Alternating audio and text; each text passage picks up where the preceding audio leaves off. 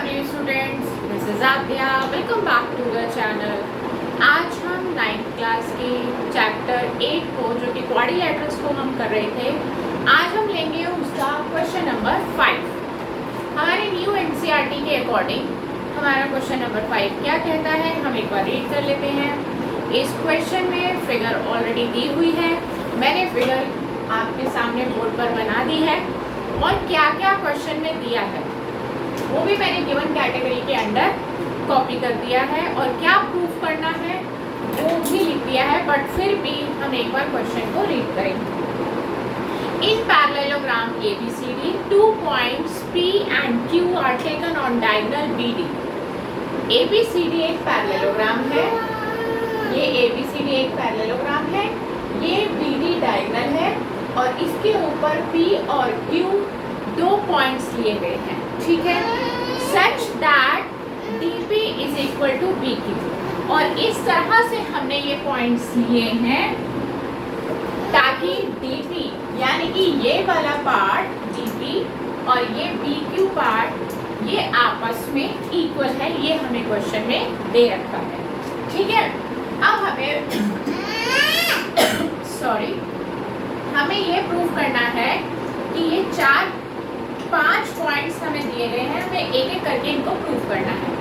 सबसे पहले हमें ट्राइंगल APD और ट्राइंगल CQD इन दोनों को कॉन्ग्रुएंट करना है। ट्राइंगल APD हमारा ये वाला ट्राइंगल है और ट्राइंगल CQD हमारा ये वाला ट्राइंगल है। इन दोनों ट्राइंगल्स को हमें कॉन्ग्रुएंट करना है, ठीक। हम यहाँ पर प्रूफ शुरू कर रहे हैं और ये हमारे प्रूफ का फर्स्ट पार्ट है। In triangle APD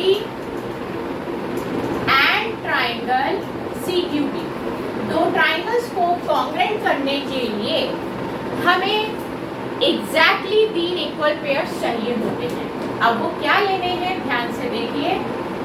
AD side और इसकी CB साइड, AD और CB ये आपस में इक्वल रहेंगी क्योंकि पैरेललोग्राम की ऑपोजिट साइड्स इक्वल होती हैं।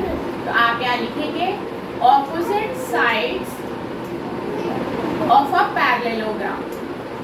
ये पैरेललोग्राम की ऑपोजिट साइड्स हैं। हमने ये प्रॉपर्टीज सुनी भी है, यूज भी करी है कि पैरेललोग्राम के आमने सामने की साइड्स चाहे वो ऊपर और नीचे की हो, चाहे लेफ्ट और राइट की हो, वो आपस में हमेशा इक्वल रहती है।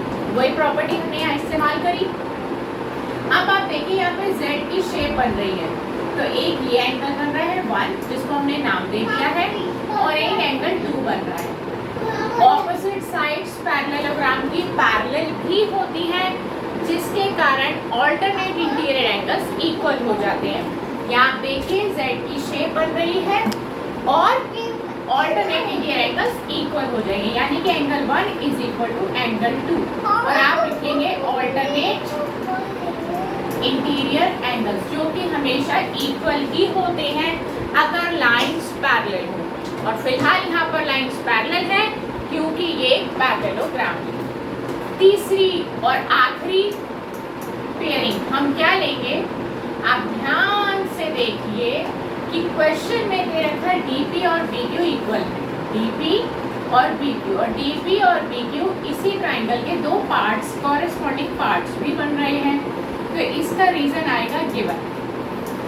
तो 3 एग्जैक्टली पेयर लेने के बाद हमारे ये दोनों ट्राइंगल कॉन्ग्रुएंट हो गए। अब कौन सी कॉन्ग्रुएंसी से हुए वो डिसाइड करना है। हमने ये वाली साइड ली थी, ठीक है, ये एंगल लिया था, फिर ये साइड ली थी, तो क्या बना, साइड एंगल साइड, दो साइड के बीच का एंगल, SAS कॉन्ग्रुएंसी रूल। आपको ये लिखना पड़ेगा। आपका फर्स्ट पार्ट कंप्लीट हो गया है और साथ ही साथ सेकेंड पार्ट में बोला गया था कि AP और CQ को इक्वल दिखाइए। आपको ट्राइंगल्स चैप्टर में ये बताया गया था कि जब दो ट्राइंगल कॉन्ग्रुएंट हो जाते हैं तो उनके बाकी के सभी कॉरेस्पॉन्डिंग पार्ट्स इक्वल हो जाते हैं CPCT रीजन से। तो ये जो हमारे AP और CQ हैं जो कि हमें सेकेंड पार्ट में बोला है प्रूफ करिए, AP इसका और CQ इसका कॉरेस्पॉन्डिंग पार्ट है, जो कि डायरेक्टली ही इक्वल हो गया बाय CPCT रीजन से। आप यहाँ लिखेंगे बाय CPCT, ठीक है। और आपका ये नंबर 1 इक्वेशन भी आ गया। तो 2 पार्ट्स हमने सॉल्व कर दिए हैं और अब चलते हैं हम थर्ड पार्ट की तरफ। हमारे थर्ड पार्ट में फिर से हमें 2 ट्राइंगल्स दिए हैं, in triangle AQB and triangle CPD। इन दोनों ट्राइंगल्स को हमें कॉन्ग्रुएंट करना है। फिर से कॉन्ग्रुएंट करने के लिए एग्जैक्टली 3 पेयर्स चाहिए होते हैं, और वो क्या? अब हमारा AQB, ये डबल टिक लगा रही हूँ, ये वाला ट्राइंगल है, और CPD, ये डबल टिक लगा रही हूँ, ये 2 ट्राइंगल हमें कॉन्ग्रुएंट करने हैं।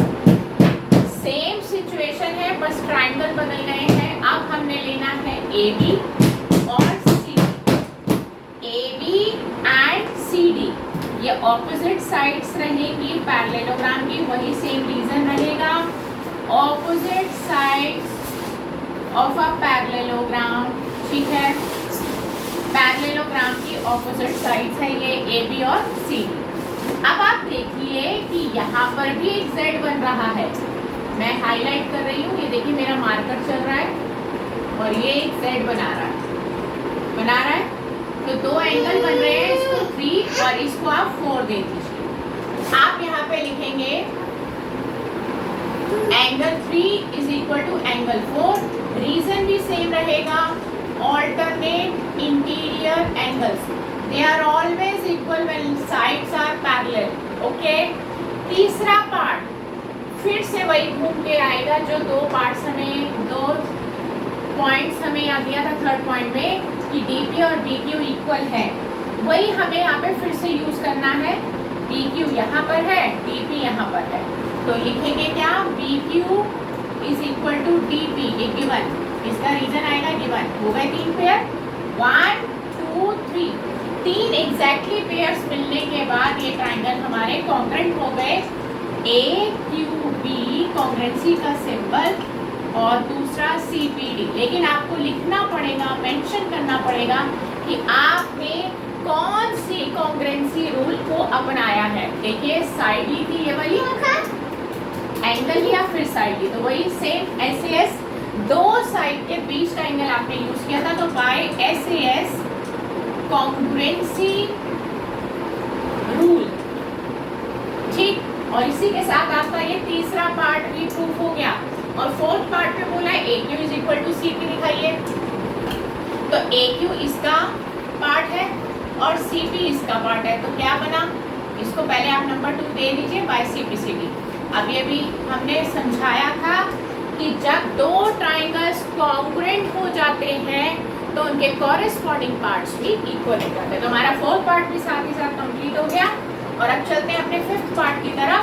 फिफ्थ पार्ट कहता है कि आप APCQ को पैरेललोग्राम प्रूफ करिए। देखिए APCQ को पैरेललोग्राम प्रूफ करने के पैरेललोग्राम को प्रूफ करने के बहुत सारे तरीके होते हैं, जिसमें से एक तरीका हम यहाँ पे यूज करेंगे। अभी जस्ट हमने सेकेंड और फोर्थ पार्ट में, देखिए सेकेंड पार्ट में हमने दिखाया कि AP और CQ इक्वल है, ये ऑपोजिट साइड्स है AP एंड CQ, ये इक्वल दिखा दिया। फिर हमने दिखाया AQ और CP, ये भी इक्वल है, तो दोनों पेयर ऑपोजिट साइड्स के इक्वल दिखाए।